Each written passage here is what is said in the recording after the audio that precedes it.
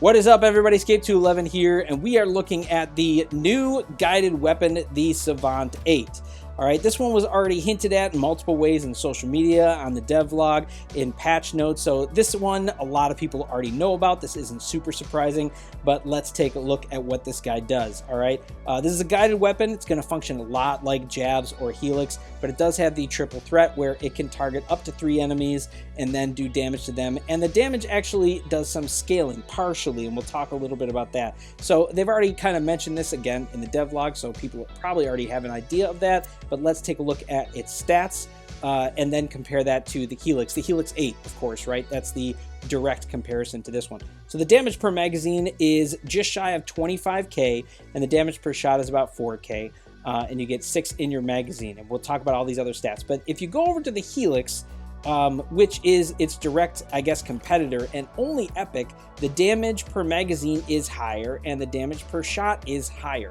So already this is not really looking in favor of the Savant. So, you know, there's got to be something else that makes it better. And there is, but, you know, this already didn't look super favorable. It is good to note, or important to note based on the damage percentages at least, that the double damage chance on the Helix, you know, branch of weapons is only 30%, and the Savant, I'm assuming all of them, I don't really know until we have the other variants, but this one is 50%. So when we consider the damage and that, and the fact that this has 6 in its magazine versus 4, the damage is probably fairly on par with the Helix 8. Now, that sounds good, but this is legendary. You'd think it would be higher or better in some way. And that's where some of this other stuff comes in. The fire rate on this is faster. The reload speed is faster. So your overall DPS in that sense would be higher. The optimal range on this is actually slightly lower.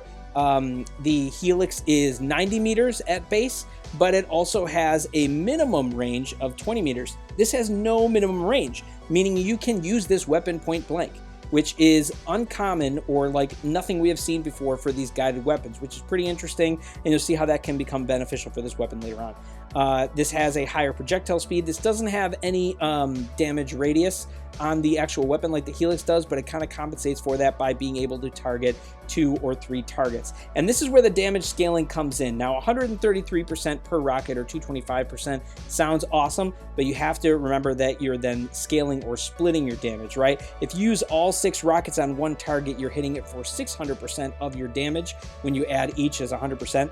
But if you split it between 2 targets where you hit 3 each, that's, you know, 399 or 400% damage to each target. Again, you're doing more damage percentage-wise overall, but you are doing less per target, which is significant because killing a target is very important in this game. If you're just going to spread out your damage against targets, that's going to limit what you can do in some ways and kind of fall back more into a support role.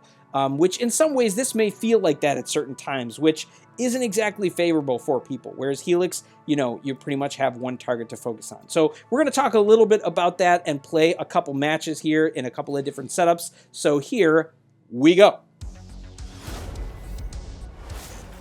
All right, this map is pretty good for this. I am setting this up with the Redeemer at like where it would be on its natural state on the gear hub with my build up. Pretty mid-range build, but this is where this weapon is generally going to perform the best, just because at 8 energy and a legendary, it will get all the benefits of the high stars and being in that kind of spot. So this should actually perform well here, and it has as I've been testing it at this set. So I've been pretty pleased with this performance. But you'll notice this big giant box, and that is how the targeting system for this one works. You can see how quickly those fire. It honestly feels like the grouping fire of like carbines, but you're firing 6 instead of, you know, the grouping, I think, of like 3 or 5 that you do with carbines. I think it's actually 5 at a time. But you can see how the targeting works. It targets things very quickly, and it will target things in groups as long as they're within that box. And that's pretty much how this overall functions. It all stays within that box. You'll also see that like its trajectory, I don't know if you can tell, goes a little bit different than the other weapons do, the Helix and the javs. You know, there's a little bit less of an arc to it, because it just, you know, is smarter with its targeting to know if it needs to go around certain objects. So that is beneficial overall. It seems like it's going to find its targets better. Now, it's not a miracle worker. I mean, if there are big structures in your way, it's not going to totally get around those. And if you're point blank facing a wall, it's not going to go over the wall perfectly, but it is going to find its targets better. And there are instances where, see, like that was pretty good.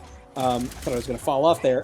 There are instances where it's going to find its target or even shoot directly at its target. And that's where that, you know, direct fire will do well directly on its target, right? Where you have no minimal range.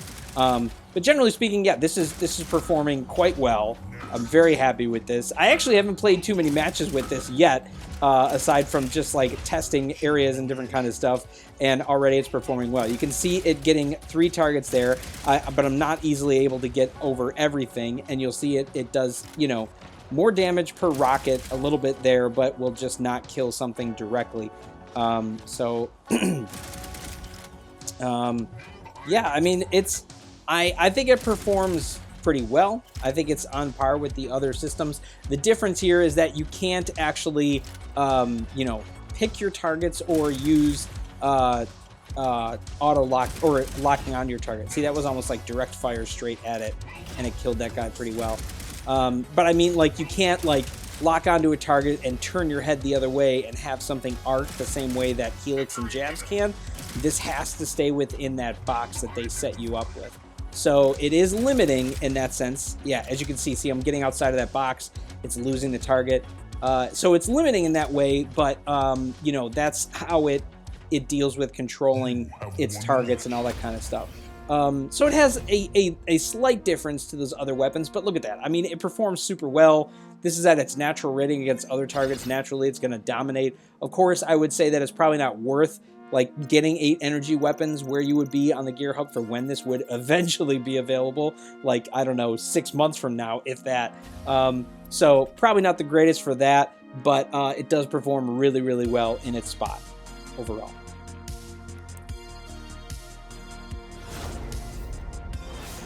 Oh, okay.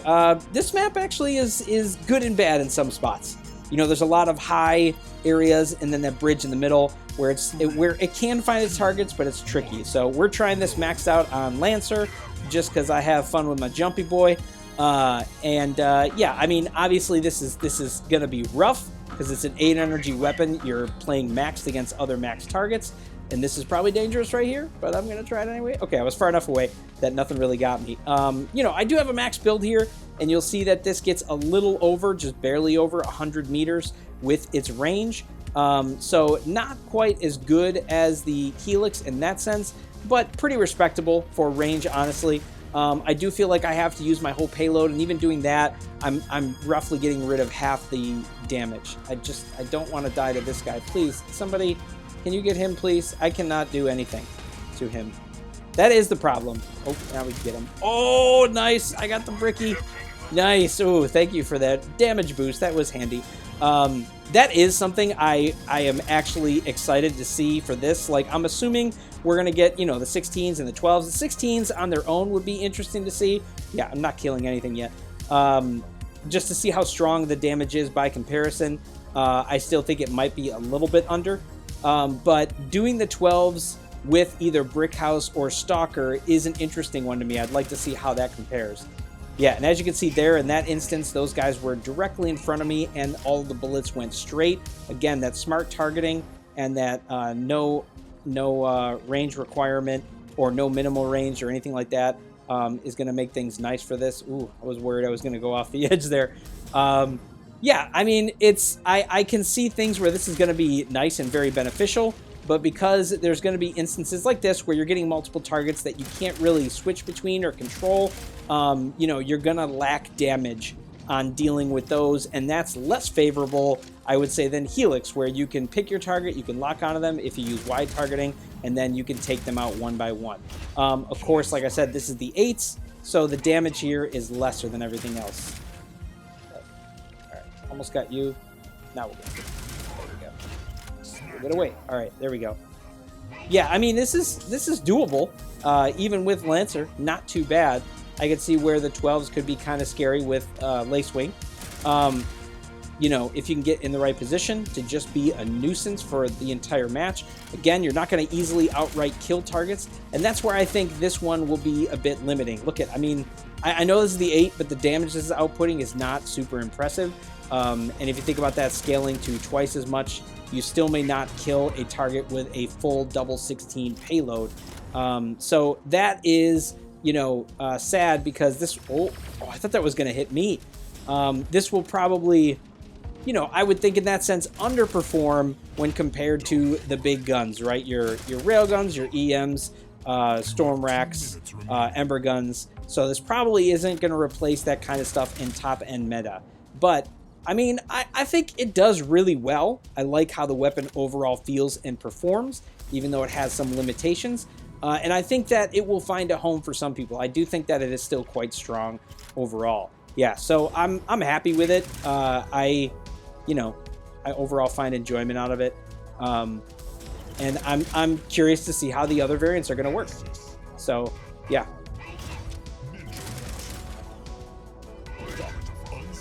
Yeah, I mean, unstoppable, not bad. I mean, I have had matches where I've died pretty quickly because this is Lancer. So when a target finds me, I can get in trouble very, very quickly. But getting 7 kills with it, it's pretty respectable. I feel like for, you know, trying to do this with an 8 energy weapon at endgame. Okay, I guess 8 kills then. Yeah. I mean, not bad. You know, I don't know what you should expect from an 8 energy weapon fighting against max bots, but not too bad. Usually I would get, oh, that was not the right one. When I was playing it before, I was getting a lot of assists. Where is, oh, I guess I only got 3. Only got Comrade in this one. So I guess I didn't get as many assists as I usually did. I got more kills that time. So probably a good one to use. But yeah, I mean, if you see what I'm fighting against, I'm hitting the max stuff. So not bad considering all that. All right, so that is the Savant 8, you guys. Hopefully that gave you a good idea of how this is going to function overall. Generally speaking, I think it's a decent weapon. Like I was saying before, I don't really think it's going to compete with the big dogs at S tier. I think it would probably be an A tier weapon, which actually isn't bad and feels generally balanced, and will probably be ideal play for some people. The difference here is going to be that it's somewhat niche when compared to the Helix, or I would say the Helix is more niche and will function better in its case, whereas this is kind of a catch-all. The Helix on open maps or like CPC is going to do better just because it's going to do all of its damage to a single target and will allow you more flexibility in how you target, whereas this one will be better than the Helix probably in like indoor and smaller maps where you don't have minimum range requirement and the height doesn't really come into play as much with this weapon when the missiles are smart and will shoot more directly at your target. So if you are someone that likes that flexibility and wanted to use more like a guided weapon like this indoors and for other stuff, I could see where this would be very functional for you and could take the place of Helix, but I don't know if that's going to be the case for everybody, and certainly not when it comes to certain maps, especially if you've already overly invested into the Helix anyway.